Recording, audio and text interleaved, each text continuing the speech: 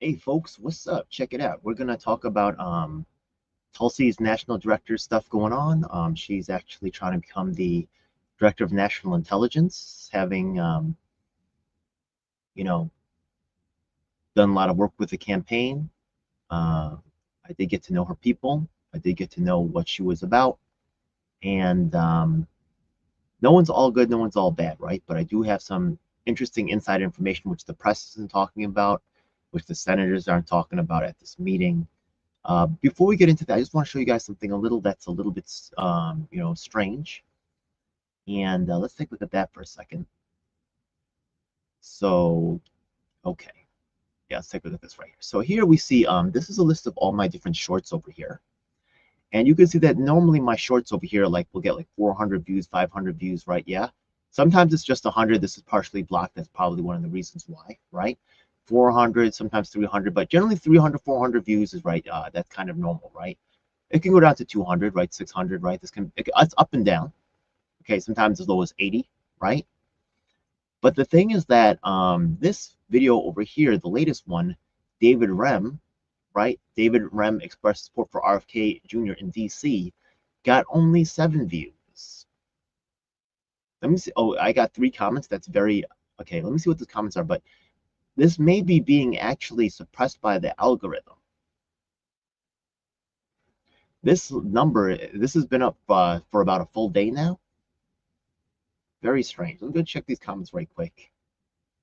This guy should definitely be interviewed. I want to know what his policy stuff for New York mayor. Yeah, I want to know too, right? Yeah. Um,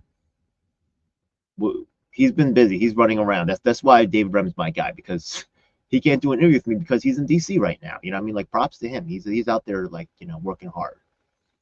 So okay, let's get to this other let's go to the topic while we're actually here, and let's go and cover the hearing for Tulsi. Let's see what's going on there. So just straight off, how do I feel about the confirmation? I have mixed feelings. I do like a lot of things she says, actually, like, standing for Snowden, stuff like that. I do really appreciate.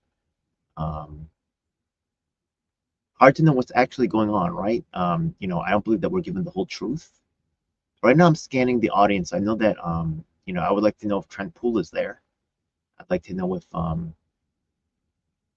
looking for faces that I recognize, right? Yeah.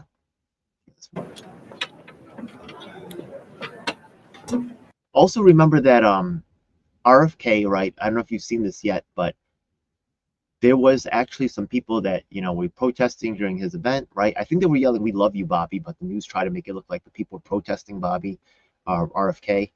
RFK and actually Tulsi have had some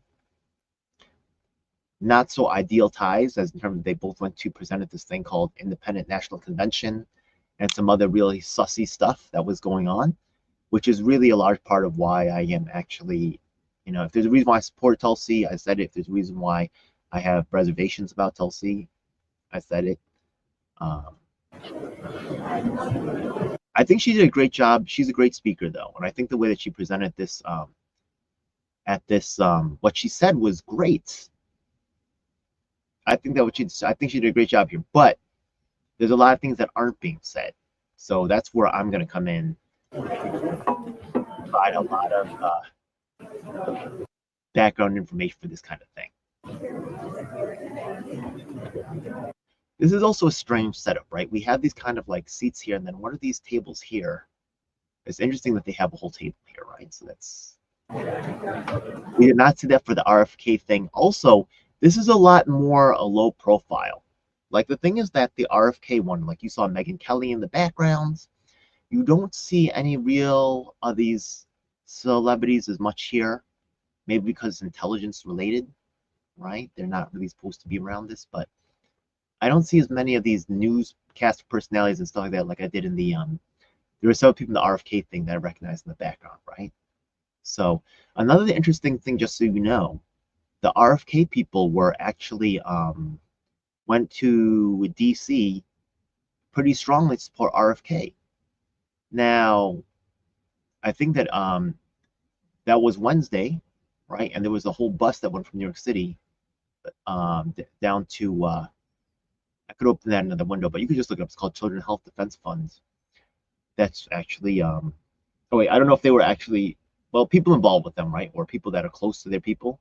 Actually, they may have dissolved the organization or left in certain ways, but that organization or the people close to that were going to the was going to the DC to support RFK, right? But what I said, what about Tulsi? Because RFK and Tulsi traveled a lot together, and there was no real. They're like, no, nah, we're not staying for Tulsi. And I was like, interesting, right? So I know a lot of people from Tulsi's squad, especially in New York here, were almost all of them got assimilated into the RFK crew. I did not because RFK decided to hire Nick Brana to be his ballot access director and Trent Poole, both extremely troubling characters involved with theft and abuse. And you would think that in this community there'd be more people who question that. There isn't. I'm sorry to say.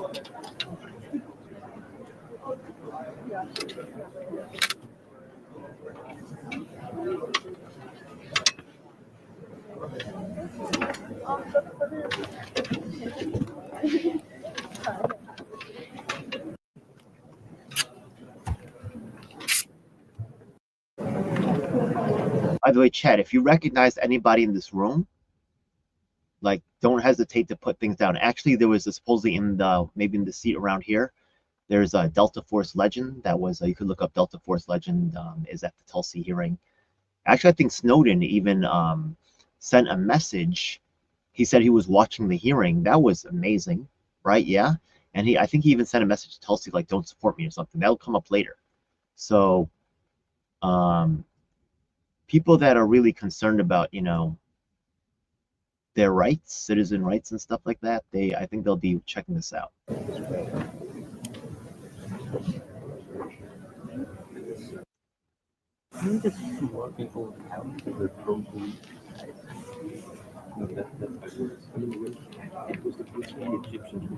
Okay, I have not recognized a single person from her campaign. Maybe there's people here, but I just don't recognize them. But I just don't see anybody that I recognize from. Tulsi's also ground game, right? There is no real ground game for Tulsi. Just so you know, there's a couple people here and there, but I know most of them. Just, but the numbers are so much smaller, right? RFK had much bigger numbers of support. Electorally, Tulsi does not have any. I mean, I guess you could call it, but it's maybe like in all of New York, 8 million people, there might be 3, 4 people that's actually going to go out and do something for Tulsi if they maybe there's turnover. But I was there with the 2020 crew. I mean Tulsi 2020. Looking at the out of touch Democrats will ask the usual BS questions. Democrats will be incredibly nasty and rude. Interesting. Well, I'm talk about that. There's other things I have to comment about that. I'll just say it right now. Gillibrand, she was actually one of the few senators that actually said something positive to Tulsi or about Tulsi when she left after she left the race. She was like, so that really stood out because for the most part, Tulsi was blackballed. So the fact that Gillibrand could even say anything, right, was amazing. Even Bernie Sanders lied after Elizabeth Warren tried to stick a knife in his back, and Tulsi defended him. Then, while Tulsi was in the race, Bernie Sanders says she's not running anymore, but she was. So, what's that about, man? Like, there was a lot of weird shenanigans going on.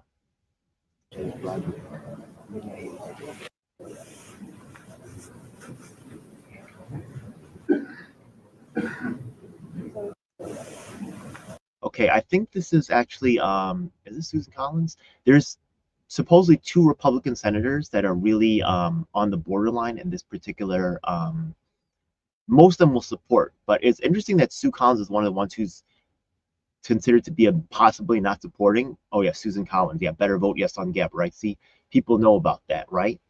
And there's another one here who's supposedly in question, but I didn't get to see him talk. And I think that person will actually push for Gabbard. I actually called Susan Collins' office and some other ones, and to find out what's going on, and just so they'll find out what happens to head, but it's Samoan. Um, Remember, Tulsi got 2 votes in Samoa, but she didn't win Samoa. Michael Bloomberg won Samoa. I also called after she lost the election. I was really, not happy about it, and I wanted to find out what was going on. I actually called newspapers in Samoa, asking them if they could comment or talk about why she lost Samoa. I thought that was very odd.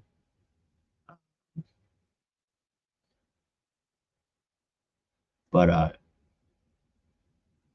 yeah, she didn't win Samoa, right? As a president's candidate, that was really weird. Anyways, let's keep going on. But she did get enough delegates to technically be speaking after the race. The Democrats get together and have some type of meeting, and they could have had Tulsi talk, but they just didn't invite her. That was really messed up.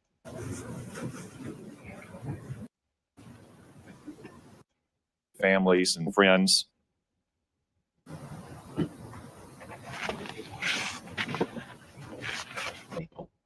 Okay, I thought this might have been someone who worked with Tulsi's crew, but I did not. No, it's not her. So she might work with Tulsi, but that's not the one that I thought it was.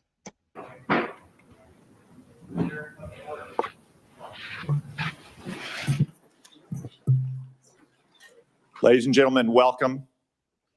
Before we get underway today, I'd like to take a brief moment to recognize the terrible loss of life that occurred just a few miles away from here last night. Our hearts and prayers are with the families and friends. Okay. I've also, by the way, right, I never trust anything 100%. She might be still good, right? She might be emotionally scarred from losing the race in 2020. I think that was a horrible experience to be spit upon and effed over like that. But there's also a small possibility, right? It's not impossible, right? These should be the best of the best. She might be actually in league with Hillary Clinton. This is possible. Anything possible. I think it's anything is possible to proven otherwise. And it's really a mistake for us to just say good or bad and split into that dichotomy. We need to really study the actions over time. Who lost loved ones last night, as well as the brave first responders who are still on the scene. I'd like to ask everyone to join us in a moment of silent prayer and reflection for the souls lost.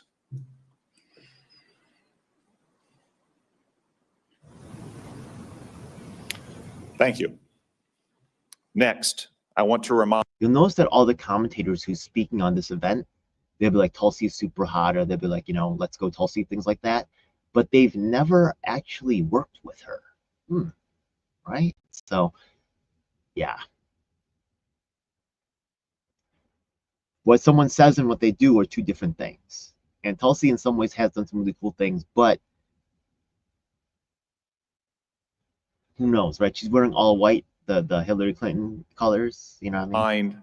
It could be to be nonpartisan, right? To try to say that she's not blue or red, she's just going to serve the country. That's a possibility too, right? But this all white suit is actually because of the gatekeeping that I've seen around, and also her proximity to Russell Brand and Nick Brana and other disturbing characters. It's possible that this could be another Puff Daddy type of deal. It could be that she's just a really good person, and Tulsi herself uses the line, right? Either you didn't know what was going on, or you were in on it. And neither of these explanations are good, right? So when we talk about Nick Brana, Tulsi, right? That applies, right? So yeah, Her whole squad was wiped out of the People's Party. I made enough videos on that. Let's go and cut to her actual introductory speech. She has completed the committee's standard questionnaire. She has answered 247 questions in writing. This is all in keeping with the committee's customs, precedents, and rules. There's a lot of other weird things that go on in here. Like, okay, here it says, I think this means Lieutenant Colonel. No, not what LTC. Let me see what LTC means. Yeah, Lieutenant Colonel. Okay. All right. So that's what that's about. Okay, let's go back to this. Okay. Before I address the important work ahead at the DNI, please also let me make two observations about some of the accusations about Ms. Gabbard.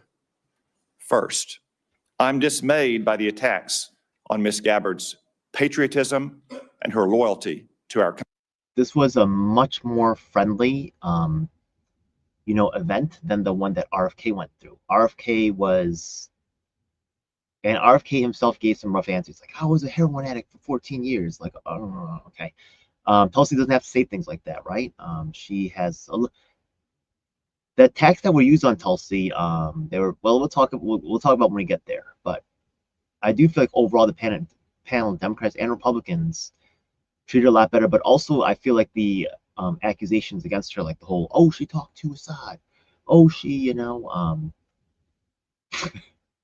oh, she actually stuck up for Snowden, right? Yeah, I actually have Snowden on the end of all the videos. I'm a supporter of Snowden, so right, maybe people are like, oh my God, she supported Snowden, they got her, and I agree with it. So like, to me, it just doesn't seem like a real criticism of her, but maybe that's just through my biased lens here.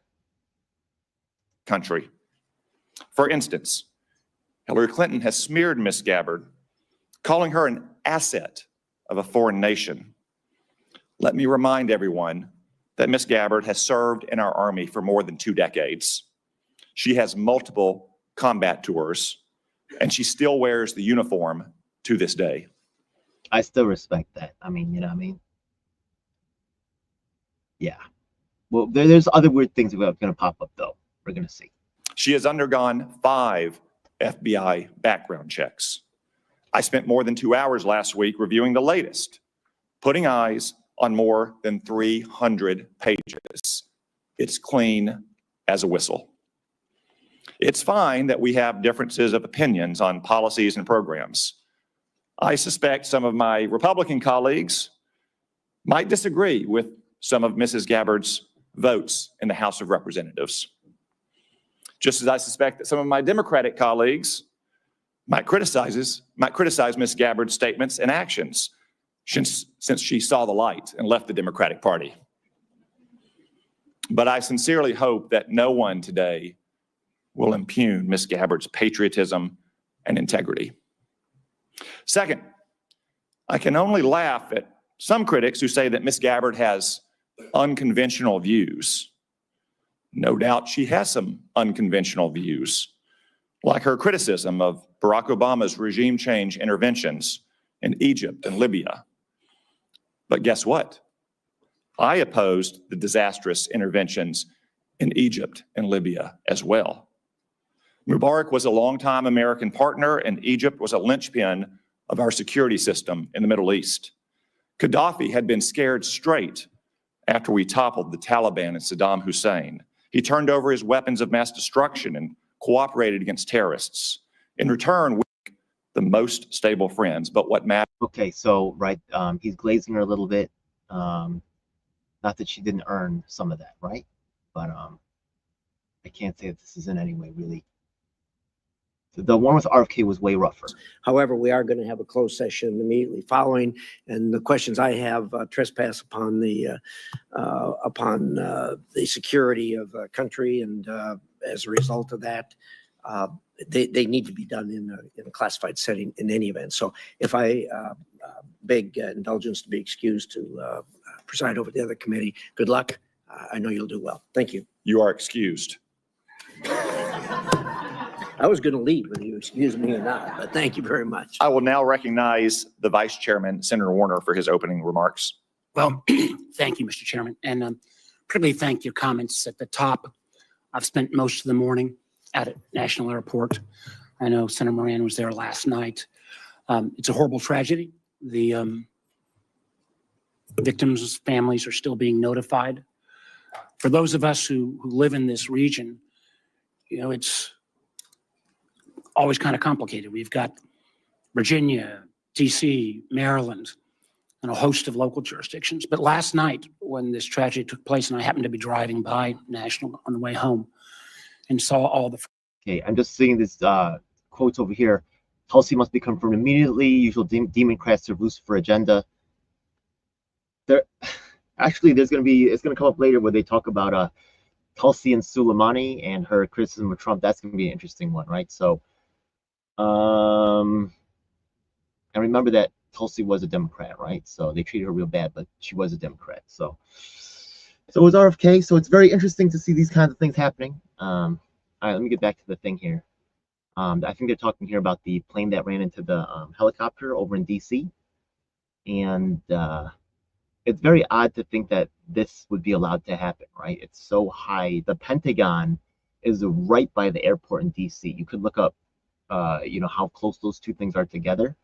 The fact that there's a helicopter running into the plane and right by the Pentagon, this is not really,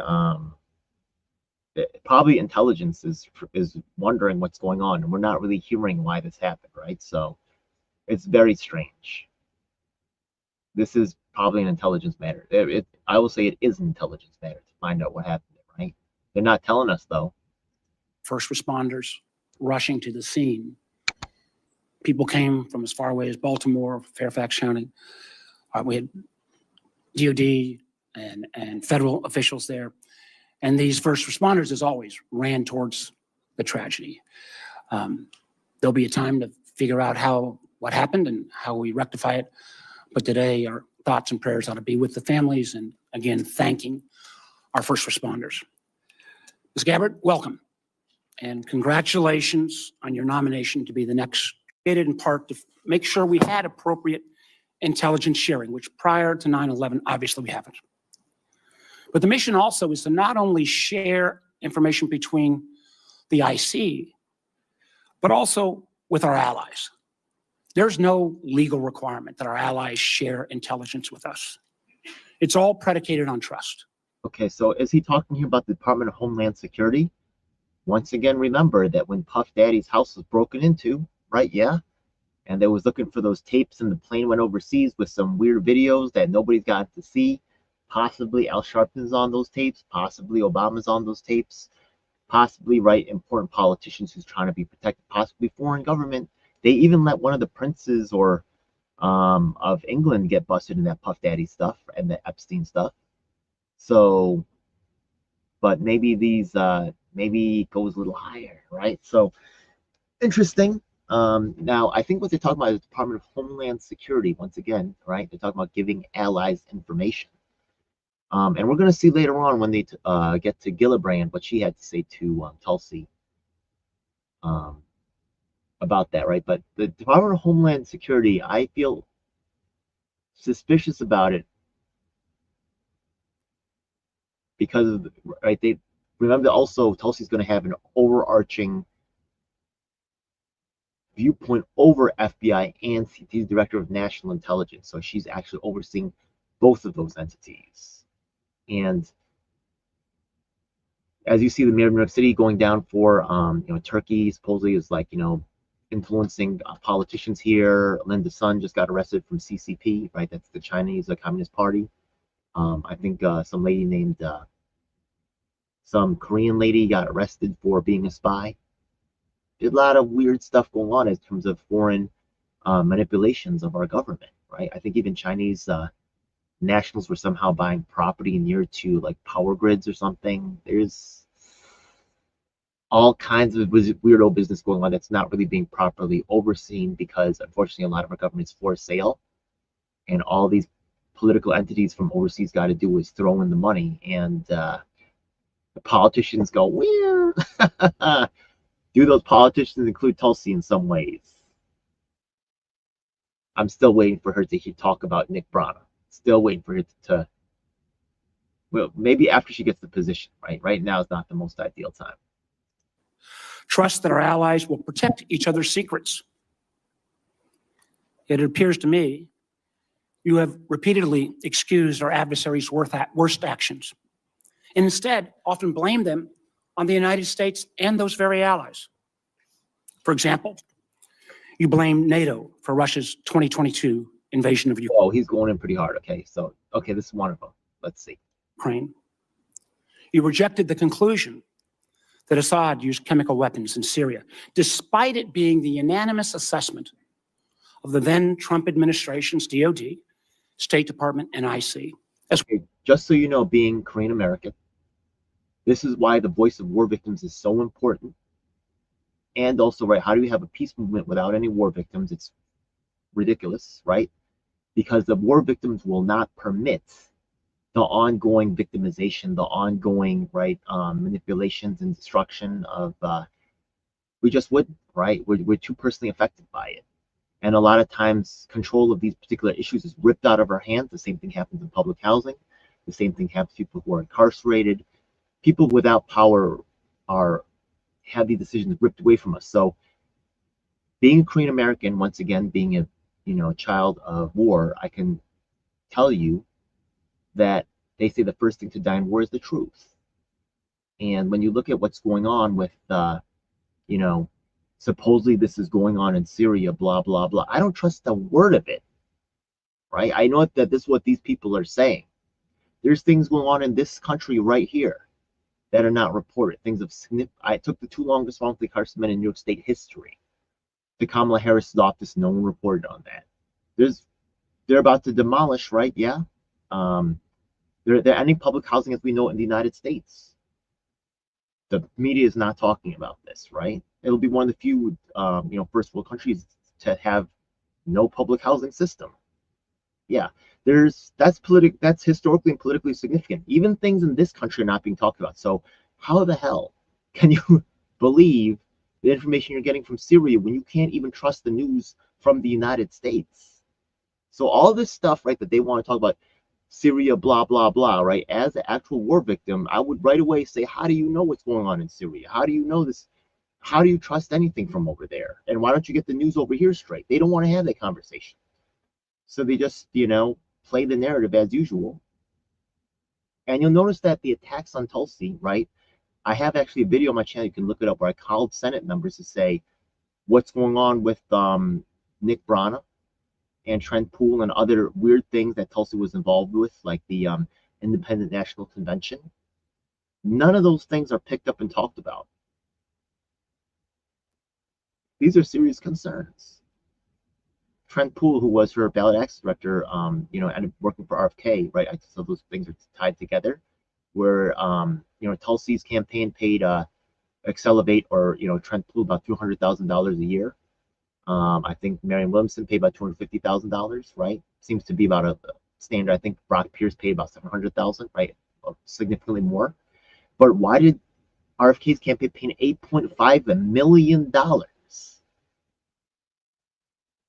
That's like 8 times the normal rate.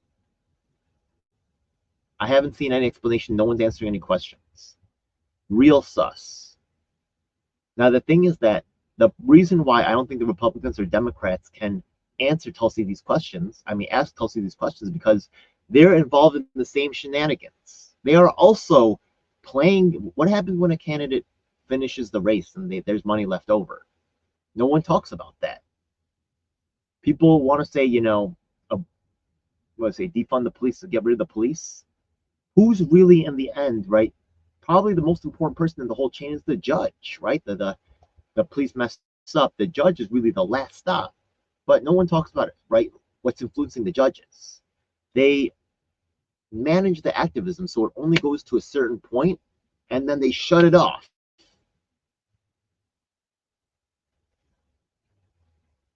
Weird things going on.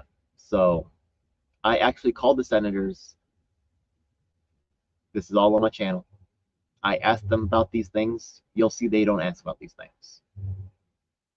So that either it's what I said, right? They're not talking about because they themselves are guilty of the same type of things, or right, when you hear senators are really going at each other for the insider trading stuff. By the way, Kelly Loeffler, as the pick for the SBA, she was also involved in the insider trading. And if no one's shutting it down, I could see why she's participating, but I just don't feel like that was the best choice. It's just me, though. But look, we're not going to agree to all priorities or positions, right? I'm still hopeful with Trump. Once again, not really so much about Trump, but the community. Thank God for the community that is really, once again, thanks to Madeleine Brain, thanks to Elena Chen, thanks to Dion Powell, thanks to so many people that are in the Republican and conservative movement that are actually listening to me.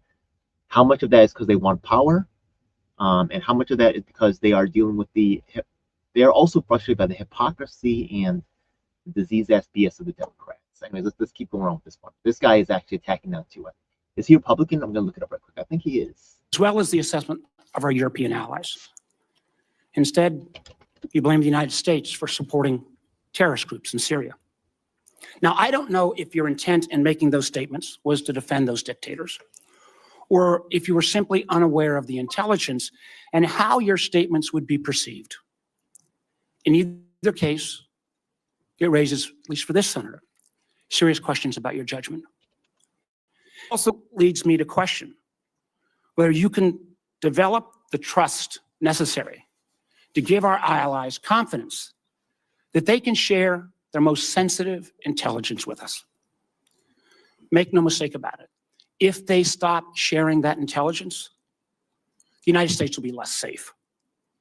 We've seen this as recently as this past year, where because of those strong intelligence sharing between the United States and Austria, countless lives were saved by disrupting a terrorist attack that was going to take place at the Taylor Swift concert in Vienna. Second, you have been publicly outspoken in your praise and defense of Edward Snowden, someone who betrayed the trust of our nation and jeopardized the security of our country. Yeah, I was incorrect. This guy's actually a Democrat. Okay. So, I guess for me, I don't feel like these attacks are so bad because I think Edward Snowden is incredibly popular. And, right, if that's the best they can do is say, oh my God, you supported Snowden, and you actually shared, right, the fact that he revealed that our government was spying on us without our consent. I mean, at least let us know. It's insulting, right? The truth is, the vast majority of the information he stole and leaked before running off to China and Russia, might I add, had nothing to do with Americans' privacy. So wait, I'm going to give Tulsi some credit because when she gives her answers, she does stay consistent enough for me, I feel like, right? I felt like her answer is solid enough. I don't think she really, it was weird to see RFK constantly saying, I'm pro-vax. I was like, no, you're not. I just, I mean, that was too much, man. To say he's pro-vax, come on, man. But Tulsi, I felt a lot, I liked her answers a lot more, I'll be real with you. With sufficient experience to be able to navigate that complexity. I hope you use this opportunity to address my concerns and all of the members of this committee. I appreciate again your service, and I'm looking forward to a thorough discussion. Thank you, Mr. Chairman. Thank you, Mr. Vice Chairman. We welcome back Senator Richard Burr, the former chairman of this committee who has emerged from retirement.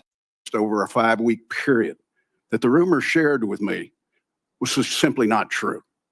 This narrative was shared. And this is actually Tulsi's husband right here. And, oh yeah, you see that right here. Tulsi's husband is in the background. Exactly, right? Yeah? Anybody else I recognize? No. Okay. From one journalist to the next journalist to the next journalist. I assume today they ran out of journalists. This was a coordinated effort to kill this nomination. Advise and consent is the responsibility of the United States Senate, and I truly believe that each member takes it seriously. Supposedly there's two Republican senators, right? One from Indiana and also the Susan Collins lady, who are actually potentially getting in the way of her confirmation. The Indiana guy has a history with the Navy intelligence unit. You'll also see, I'm just going to mention it now, right? There's a couple times in here where they say, oh, Tulsi, you have no intelligence background whatsoever. What? Actually, I do think that I tried to look it up. It was hard to find. Let me do one more search while this is playing. But Tulsi did actually have a job with the intelligence unit in the Army. This was well known, especially amongst her community. I'm actually going to also check out the locals, because I'm also in Tulsi locals right here. I'm going to see if anybody said anything about that, because it was well known. She was in the Army intelligence unit. Okay, I got a couple likes on my post right here. Someone left a comment. Interesting. Let's go see what's up. Okay, apparently Delta First Legend was out here. That's the one they commented on. Where's the one? Okay, why do they keep saying Tulsi has no intelligence experience? I got no likes for actually, I'll just share my screen with you guys just for a second. So let me just share that. Let's document everything. Okay.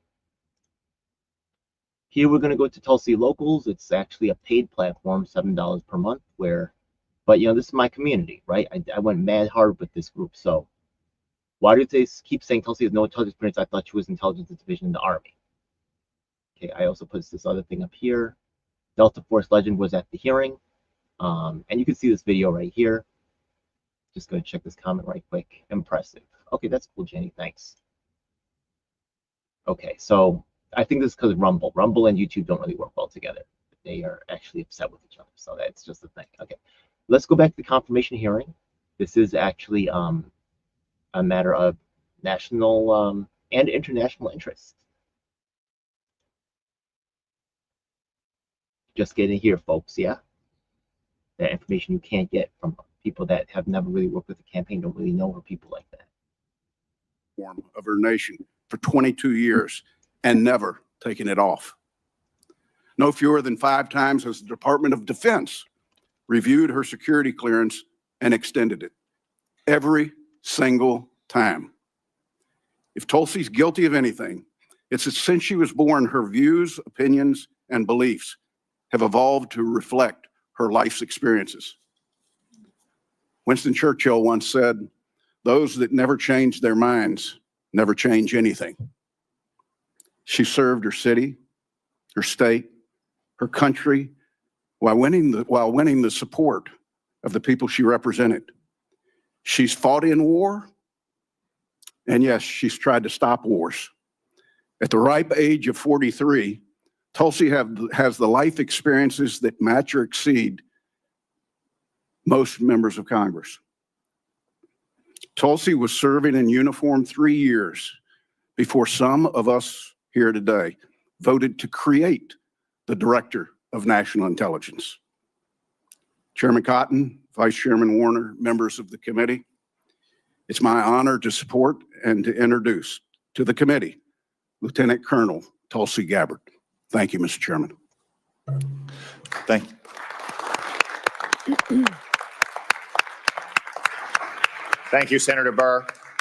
Now our colleague, Senator Joni Ernst of Iowa, has taken a few minutes out of her very busy schedule to be here to introduce Ms. Gabbard as well. Senator Ernst. Thank you, Chairman Cotton and Ranking Member Warner. And good morning to my distinguished colleagues. I also do want to take a moment this morning to recognize the lives that were lost in the collision near DCA last night. It is a truly heartbreaking tragedy. My prayers are with the victims' families and their loved ones. So thank you. Duty, honor, service. These are not just words. They are principles that have guided Lieutenant Colonel Gabbard. As a young enlisted soldier in the Hawaii National Guard, Tulsi answered the call to duty upon her deployments to the Middle East. From graduating at the top of her class, from the accelerator. Something I'm also wondering about is I don't see Tammy Duckworth here. She's the if I was the Democrats and I wanted to weaponize against Tulsi, right? I might choose Tammy Duckworth because she's a former veteran. She's on the is the Council of Foreign Relations. I think Tulsi was also part of that, and she also there's another group that Tulsi, I was part of her the locals, and she would do. I remember asking her after the race. There was a little chat, this exclusive chat she had, and I was like, "Where do you go for news? Where do you go to get information?" She talked about the Quincy Institute. She talked about. She actually has a lot of background that kind of is close to intelligence, right? She's also made statements about Max Boot, about how Max Boot is the wrong person. Let me see if I can actually find that one. Let's go and take a look. Yeah, Max Boot is almost obviously CIA. I'm going to show you the evidence on that too. We're going to look at that in a second. So let's see. Locals. Okay, interesting. I think she even selectively. Okay, let's go and take a look at this right here. This is going to be interesting right here. Only here, folks, you're going to get this level of understanding. And okay, so let's go over here. So here we could see this Max Boot perfectly illustrates the thinking of those in power. In order to save our democracy, we must destroy it. In order to protect freedom of speech, we must end it. So she doesn't like Max Boot, right? I think I commented on this. Let me take a look. Is my comment still there? Low tech guy. Okay.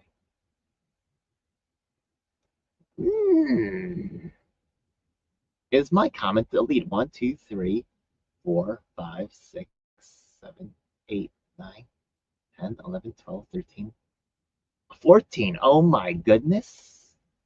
Wow. Okay. Let me take a. Yo, seriously?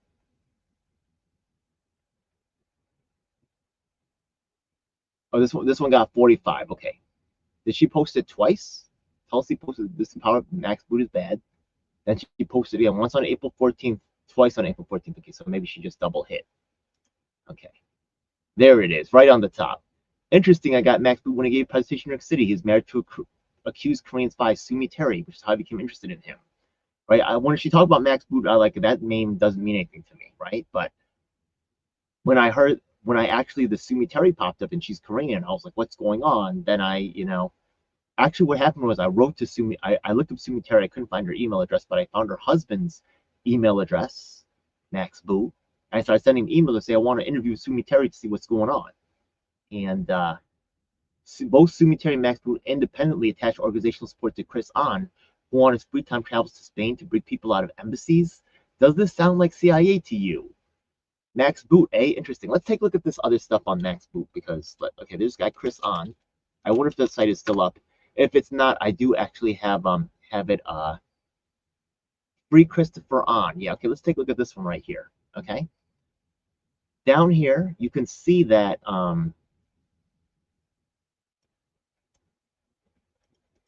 okay, eventually, right, in this list, you're going to Council of Foreign Relations, is that the Max Boot one? And then separately, even though they're together, right, they use this to inflate. Okay, Council of Foreign Relations, Max Boot. By the way, I believe Sumi Terry is also on the Council of Foreign Relations. Who else was formerly on Council of Foreign Relations? Tulsi Gabbard was also formerly, right? So here we have Council of Foreign Relations. Now we have Department of Homeland Security, right? This is a little club right here, right? We can see who the member of the clubs are. Sumi Terry is going to come up in another one. They use it to add more organizations, right? And to make it look bigger than it is. Is there anybody from New York here, by the way? I'm quite interested. It's been a while. Sumi Terry from the Korea chair, senior fellow. Okay, what is this? Oh, CSIS. By the way, Sumi Terry has been removed from something called the Wilson Institute. These are think tanks. Let's take a look at the Quincy thing again. Quincy Institute. This is something that let me see if actually she says it on her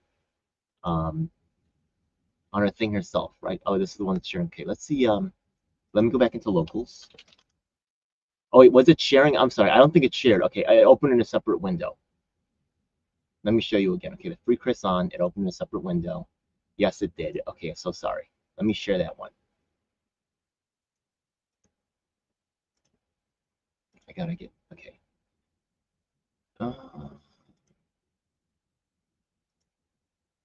Aha. Okay. Here's the Chris On thing about me. This is him. Okay. He was on the Jordan Harbinger show. Also, I think this is a CIA type of thing. He was asked to assist in a mass defection of North Korean officials from the embassy in Madrid, Spain, but it wasn't successful. Yo, this guy during his vacation time, yo, normal people, right, don't go to freaking North Korean embassy to break people out. Like, you heard what they did to Otto Warmbier. Like, it's scary as hell. This guy has former military experience, and you know, I don't really know who's right in the situation, but this guy doesn't seem like a normal guy. Counsel for Relations, once again, Max Boot. He also writes for the Washington Post. You could look him up. Okay. He's also a big fan of Reagan, I think, as is Trump and Tulsi. So that's also another strange tie they have together, right? I wish it would, can I speed this up? Unfortunately, I cannot. Yeah, it's on a, oh, thank God. Okay, I can. Sumi Terry, Korea chair, right? They did this to inflate. And I don't think Center for Strategic and International Studies, they may have disavowed or cut their connection. I'm surprised this website is still up. I really am. I've sent them emails and they never got back to me. That's been all documented. Go to the Korean rabbit hole. Okay, so we're gonna go back to checking out the thing here. Let's go back to checking out the confirmation hearing. Nominee at the Armed Services Committee. I'm sure Senator Burr has to go on a fishing trip or something. So we will excuse both senators from the witness table. Opening statement, it is the custom of the committee to ask a series of obligatory questions to all nominees. First, do you swear or affirm to give this committee your full and truthful testimony? I do. Second, do you agree to appear before the committee here or in other venues when invited?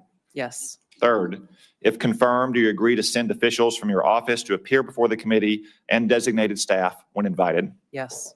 Fourth, do you agree to provide documents or any materials requested by the committee in order for it to carry out its oversight and legislative responsibilities? I do.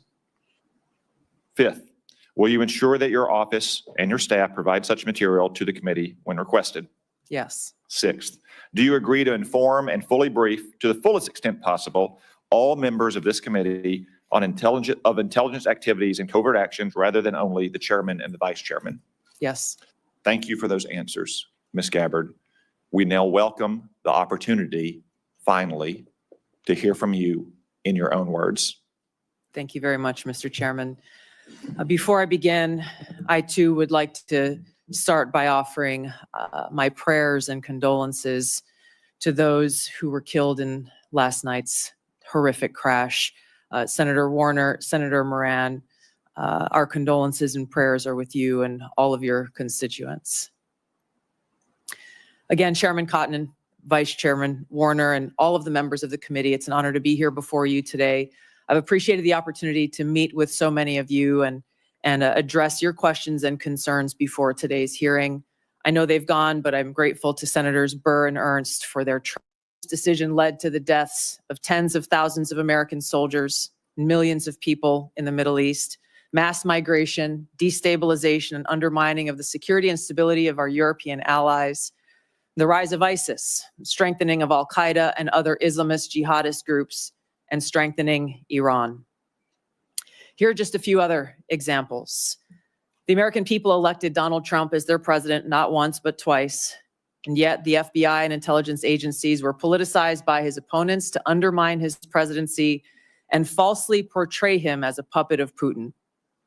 Title I of FISA was used illegally to obtain a warrant to spy on Trump campaign advisor Carter Page, using a Clinton campaign-funded false dossier as their so-called evidence. Biden campaign advisor Tony Blinken was the impetus for the 51 former senior intelligence officials' letter dismissing Hunter Biden's laptop as disinformation specifically to help Biden win the election. Former DNI James Clapper lied to this committee in 2013, denying the existence of programs that facilitated the mass collection of millions of Americans' phone and internet records, yet was never held accountable. Under John Brennan's leadership, the CIA abused its power to spy on Congress, to dodge oversight, lied about doing it until he was caught, and yet has never been held responsible. Under Biden, the FBI abused its power for political reasons to try to surveil Catholics who attend traditional Latin Mass, labeling them as quote unquote radical traditionalist Catholics. Personally, just 24 hours after I criticized Kamala Harris and her nomination, I was placed on a secret domestic terror watch list called Quiet Skies. Sadly, there are more examples. The bottom line is this must. Possible she was put on the Quiet Skies list. Possible, right? There's another list that I was thinking about, but she's not talking about that, right? Supposedly the Zelensky kill list that the Larouchians that are actually quite visibly pushing for Tulsi, which is good. They have also confronted RFK on the Israel stance, which you know, is appreciated, right? Yeah, but you know, so the thing is that they're not necessarily. They have some things that they stand against, right? Like there's some principles they will stand for, but just so you know, they will screw over. You know, once again, the People's Party, a lot of money was stolen, and they decided to get buddy-buddy with Nick Brana as well, despite widespread information through problems. So I'm a little bit skeptical when I hear about these lists and stuff. It reminds me of other things that Tulsi may be attached to. I'm not sure how close Tulsi is to the Larouchians, but I think it's really, even though the Larouchians, they never volunteered with the Tulsi campaign. They were at, when I believe Jose Vega confronted, I think AOC, he was yelling about Tulsi, which is interesting. And when I met him in person, he said that he was a fan of Tulsi. And he may have even had a t-shirt at some point. I don't know. The Larouchian organization is actually very disappointing. I had endorsed them at one point, but there's strange ties, recurring ties between the LaRouche organization and Tulsi. And it might be they have just similar values, or it might go deeper. It's definitely worth investigation. And this is some spooky stuff, folks. So I make this just knowing that, you know, there's all kinds of weird stuff happening these days. So anything can happen. I'm not suicidal. I did not kill myself if I should mysteriously disappear. Let's keep going on. End. President Trump's re-election is a clear mandate from the American people to break this cycle of failure, end the weaponization and politicization of the intelligence community, and begin to restore trust in those who've been charged with the critical task of securing our nation. Restore the trust. Oh, just really sad because she speaks so great. But once again, where is her, right? RFK had like a whole army of people behind him. And I think in a lot of ways, Tulsi's just a better politician. I'm not trying to piss the RFK people off. It just is what it is. Like, you know, she doesn't have 14 years of heroin abuse, stuff like that, right? Her voice is more clearer and stronger.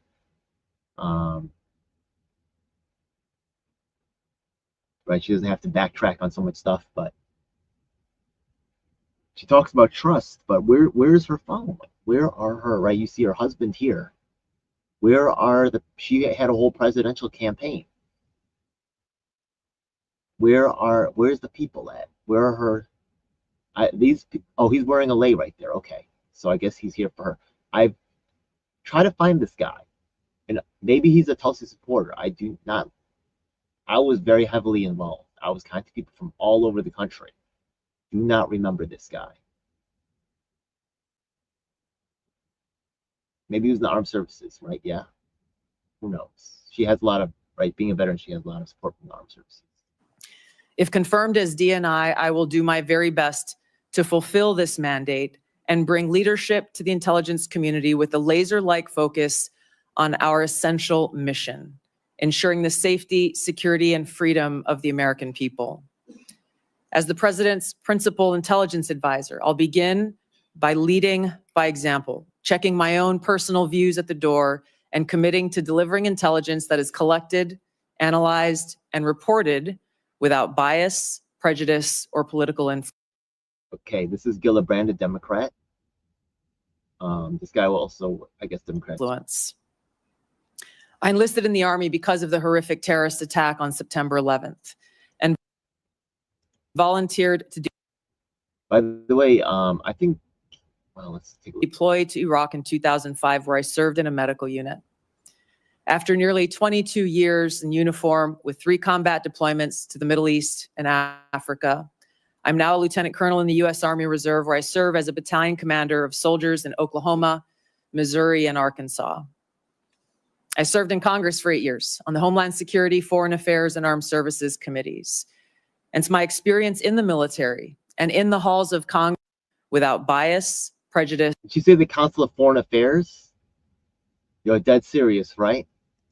or political influence. I enlisted in the Army because of the horrific terrorist attack on September 11th and volunteered to deploy to Iraq in 2005, where I served in a medical unit. After nearly 22 years in uniform with 3 combat deployments to the Middle East and Africa, I'm now a lieutenant colonel in the U.S. Army Reserve, where I serve as a battalion commander of soldiers in Oklahoma, Missouri, and Arkansas. I served in Congress for 8 years on the Homeland Security, Foreign Affairs, and Armed Services committees. And it's my experience in the military and in the halls of Congress that have given me a deep understanding of the complex challenges that our nation faces. In both roles, engaging with world leaders, in both roles, being privy to highly... It's very odd to me. Like, I'm just going back to like review. I don't think she even talks about her own history of working with the Army intelligence. It was out there. I wish that there was. I invited some other people from the Tulsi community to be a part of this. Let me see if any of them jumping in. Very strange. classified intelligence. So I know firsthand how essential accurate, unbiased, and timely intelligence is to the president, to Congress, and to our warfighters. I also know the heavy cost of intelligence failures and abuses. Senator Collins, you led the creation of ODNI specifically to address those intelligence failures of 9/11 and Iraq's so-called WMDs. The need for the ODNI under strong leadership still exists today. If confirmed, I'll bring my experience and fresh... Miss Collins is the one Republican, or there's actually 2 Republican senators where they're worried about her. Eyes to leading the intelligence community. And my day one priorities will be to assess the global threat environment, identify where gaps in our intelligence exist, integrate intelligence elements, increase information sharing, and ensure that unbiased, apolitical, objective collection and analysis to support the president and policymakers' decision-making occur. I'll work to end the politicization of the intelligence community and ensure there is a clear mission focus in the IC on its core mission of this unbiased, apolitical collection and analysis of intelligence to secure our nation. I'll work to rebuild trust through transparency and accountability. This is a national security imperative. And I'll work to assess and address efficiencies, redundancies, and effectiveness across ODNI to ensure focus of... What about deficiencies and redundancies in her own campaign? Didn't the phone bank system go down for a week just before the... That's what made me... Another reason why I was suspicious of Trent Poole, because I work with many campaigns. And those campaigns never had a problem with their phone bank system. It could have been hackers. Could have been Trent setting it up. Right? That's why they don't want people that actually work with the campaign. I'm not saying she's incompetent, right? Like, in terms of speaking, she's doing a great job. She's really hitting the notes. She's like a super pro in my book. But I guess she's been promoted to lieutenant colonel, so maybe that's good, right? But we know that armed forces is not always the most efficient place, but she made it in that system, so maybe that's okay, right? She's not... Also, she could have been set up. Who knows, right? But as in terms of her own campaign in 2020, where are the troops? Where are her ground force that has really supporting it. Where is it? I don't really see it. Of personnel and resources is on our core mission of national security. Now, in my meetings that I've had with many of you, you expressed bipartisan frustration about recent intelligence failures, as well as the lack of responsiveness to your requests for information. Whether it's the surprise October 7th Hamas terrorist attack, to the sudden takeover of Syria by Islamist extremists. Wow, I have so many questions I've asked Tulsi so many times. I even have documentation of, and I ask tough questions, so I understand why they duck in. But just from my own personal experience of, you go through my videos, right? I have documentation of where I was in the chat, like telling Tulsi about things, but she purposefully ignored these messages. She has acknowledged me a couple times, but later on, after I started to, she didn't want to piss off Jimmy Dore. I'm confident that's what it was. If it wasn't, then I need an explanation. Her whole, all the supporters of Tulsi Gabbard were in the People's Party because they were disgusted by the Democrats. Failures to identify the source of COVID, anomalous health incidents, UAPs, drones, and more. If confirmed, I look forward to working with you to address these issues. Ensuring the safety, security, and freedom of the American people is a mandate of leadership that rises above partisan politics. If confirmed, my commitment to the President, to you, and to the American people is this: I will do my very best to find the truth, no matter where it leads, and share that truth with President Trump, his advisors, and you in Congress, providing you with that unbiased, timely, and accurate intelligence as you make the tough decisions that'll impact the safety, security, and freedom of the American people. Now, before I close, I want to warn the American people who are watching at home. You may hear lies and smears in this hearing that'll challenge my loyalty to and my love for our country. Those who oppose my nomination imply that I am loyal to something or someone other than God, my own conscience, and the Constitution of the United States, accusing me of being Trump's puppet, Putin's puppet, Assad's puppet, a guru's puppet, Modi's puppet, not recognizing the absurdity of simultaneous. She's absolutely right, and the thing is that they always hit the same notes, and they will follow, right? They will follow the scripts, and there's other issues that are relevant, but this script, it's this is the only thing I think that they're allowed to attack her on. Not saying that I agree with these attacks necessarily, right? Like, who knows what's going on in Syria? How do these senators know, right? And also, why is it wrong? Like, even if someone's bad, right? Like, that doesn't mean you just don't talk to them, right? If the person has weapons and stuff, right? Like, it's just talking. It's not saying like, oh, I agree with this person, or you could actually stop. You know, if someone is coming at me with a knife, right? Oh, I'm just not going to talk to them. Oh, they're a bad person. Oh my God. You could just say, hey, what's the problem, buddy? You know what I mean? Like, that's some real Democrat way of thinking, right? We're just not going to talk to them. We don't like them. We just don't talk to them. That is not how you stop war. But once again, Tulsi, when are you going to have a war victim on your show? I know you have veterans, right? And by the way, you know, my guy, fucking Larry Alger, it's been years now. He's still in the grave, and he's an American war veteran. There's other people too, yeah. I know you talk to some, you know, pretty faces, right? And they love to use that during the campaign, right? There was always some woman who was crying, right, who was a war victim. But there was never really like any, they would talk about the trauma, but they would never really talk about their own understanding of how the media is manipulated, stuff like that. They were there for an emotional, to pull the string. They were not there to help build policy. They were not there to really dig into their mind, really understand. They had like their 1 minute to ask a question, and then they had to sit down. You know, it's like theater. Being the puppet of 5 different puppet masters. The same tactic was used against President Trump and failed. The American people elected President Trump with a decisive victory and mandate for change.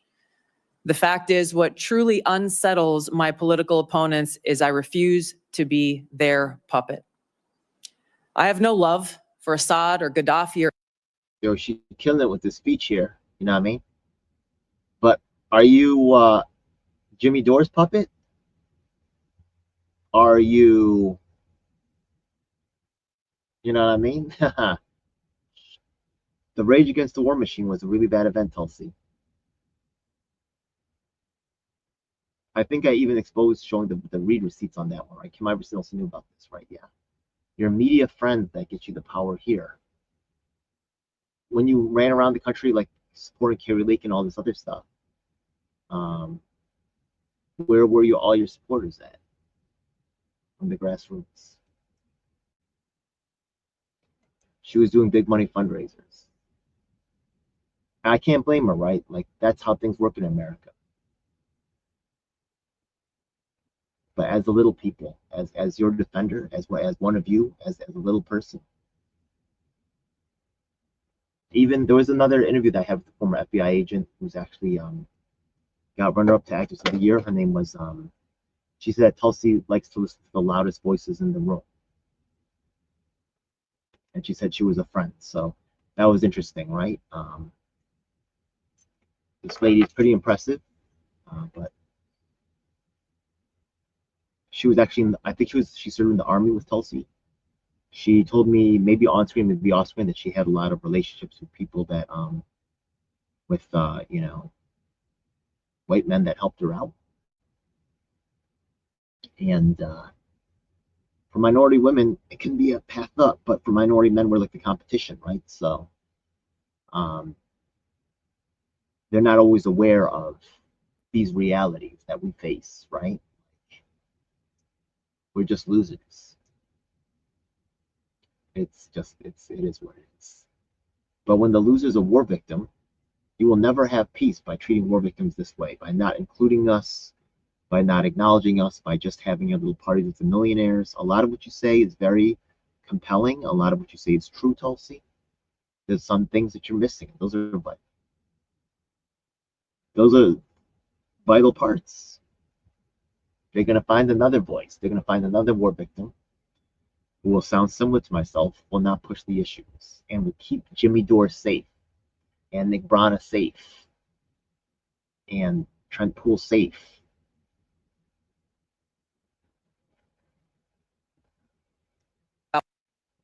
My own personal spiritual path of Hinduism, I welcome you to go to my account on X, where I'll share more on this topic.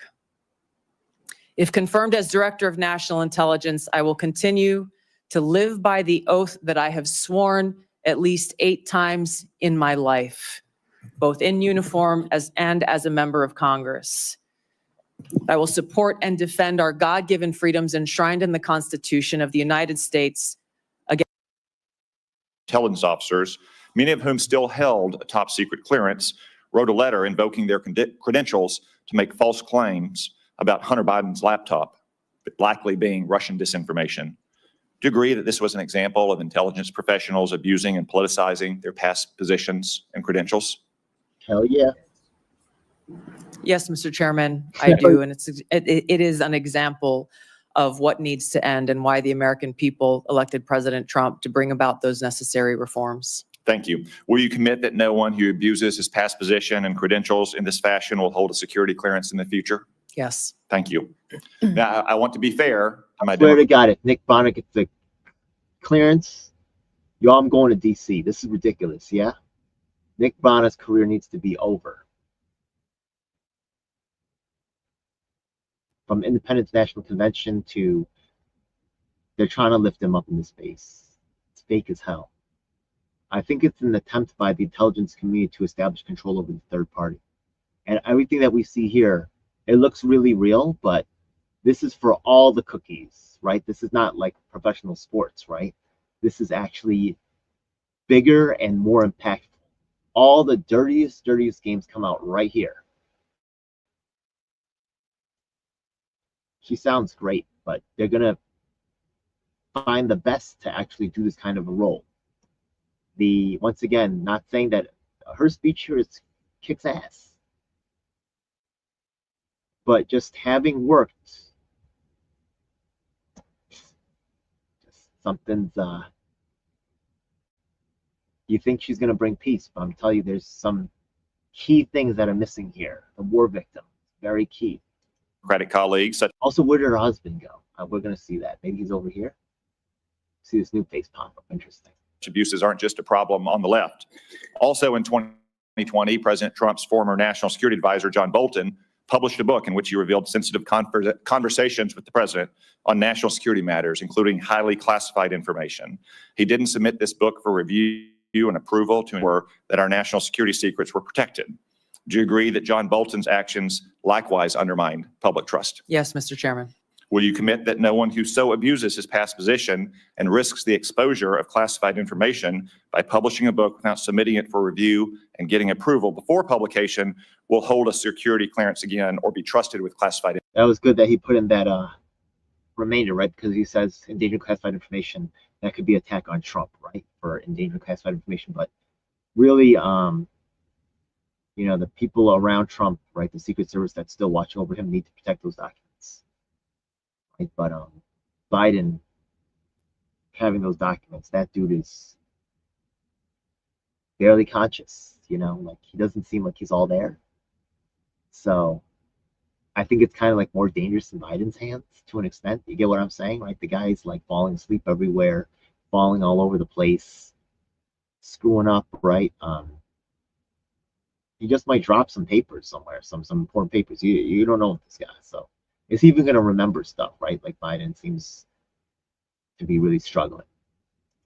Information again. Yes. Thank you. Let's move on to the topic of OD&I reform that I mentioned in my opening statement. Congress originally envisioned the OD&I to be a small coordinating agency that directs rather than replicates the now 18 constituent agencies that make up our intelligence community.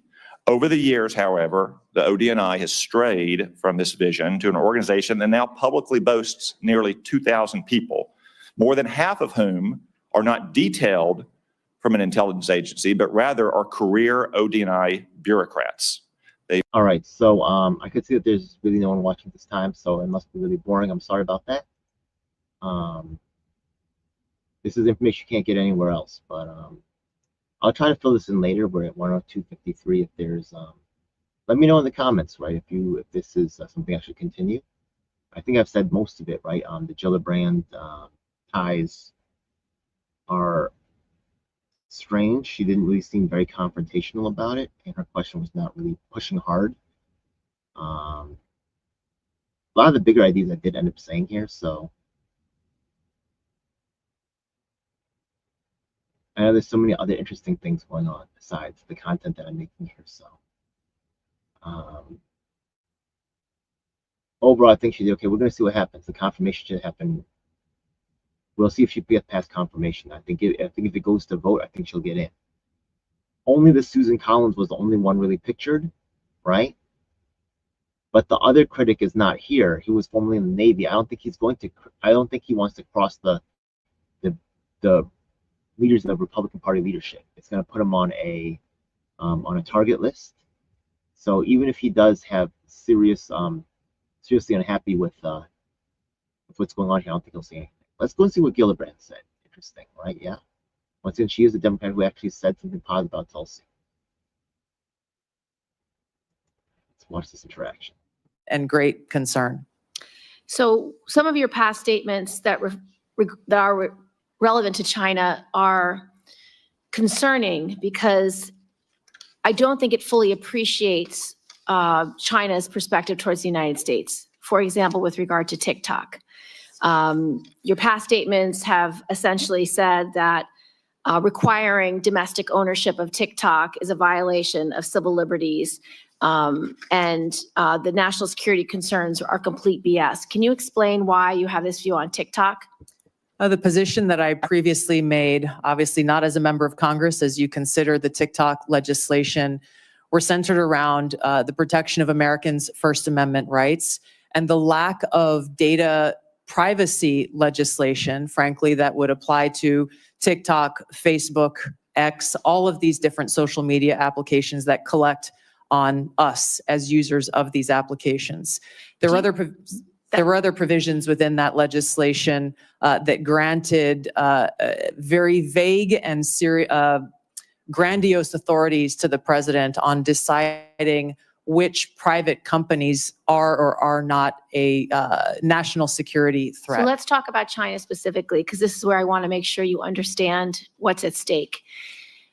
We've had concerns over many years that when China owns infrastructure, it can manipulate that infrastructure. It can use it for spying. It could use.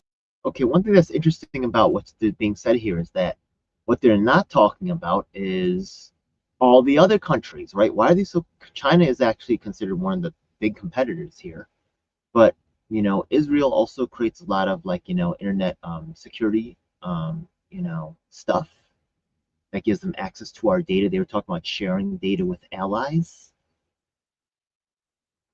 And if you look up, it's well known that, you know, Israel and the US share a lot of data. And there's even other countries such as, you know, other countries that sell us electronics, like Korea even, right? I'm Korean, not trying to be anti-Korean, but they're talking about, right, one thing, Korea and Israel / Palestine have a lot of similarities, right? They were hyper developed by Western powers because they were being occupied to a certain extent. And so I just find this focus on China, right, to really, under the current, I think there's also other foreign entities that are also engaged with this. Will this set a precedent for the way these other countries are treated? And I don't think so. Right? Once again, we know about the Chinese Exclusion Act, where a lot of races were allowed to emigrate to the U.S., but Chinese people weren't. And the result of this is that you could see it just when you walk around, right? A lot of Chinese people did want to come to the U.S., but they were prohibited from doing so. And what happened was, that's why you see so few Asian Americans that are East Asian Americans in the United States. They just didn't want us here. So it's interesting that this topic came up. Use it, turn it on or off, and you've actually addressed some of the most recent cyber attacks that we believe China had relevant participation. The challenge is, if China owns TikTok, it means they can spy on the United States, on the American people. It can take all the data from our children. Same thing's true with, right, the Israeli, right, softwares, right? I think the Israelis make Wix. That's a very popular website builder. It's a lot of data on there. It can change the narrative about what people are talking about through their algorithms. If it wants to create misinformation or malign foreign influence, it's very easy. So can you understand why it's so important that we require domestic ownership of TikTok? I understand the concern, Senator. I would just reiterate some of my concerns that I stated in the past about how this really is an issue about data privacy, because so much of what is collected. I don't think the question's so bad, right? I don't think it's really like twisting the knife in her. And I think that she's doing I think her answers are good. If I recall, that legislation had a lot of other provisions in it that had nothing to do. Unfortunately, I don't really know about the law itself. I would have to look it up. So I don't know about the provisions. She could be making stuff up. She sounds very knowledgeable. She might be right. Yeah. I mean, I'm sure people will data. She's got a lot of haters, so they could all data fact check, and they don't really usually come out with stuff that's really exposing that much. I mean, they'll copy what someone else said, but they have not done their own research. But I have done my own research into Tulsi, so that's right. With the production of. I could get into it more, but I could spoon feed y'all the information, but really getting late and I'm tired, so, and there's no one watching, so you just have to excuse me. Thanks again, folks, for watching. All right, maybe we'll come back to this later at some point. Peace.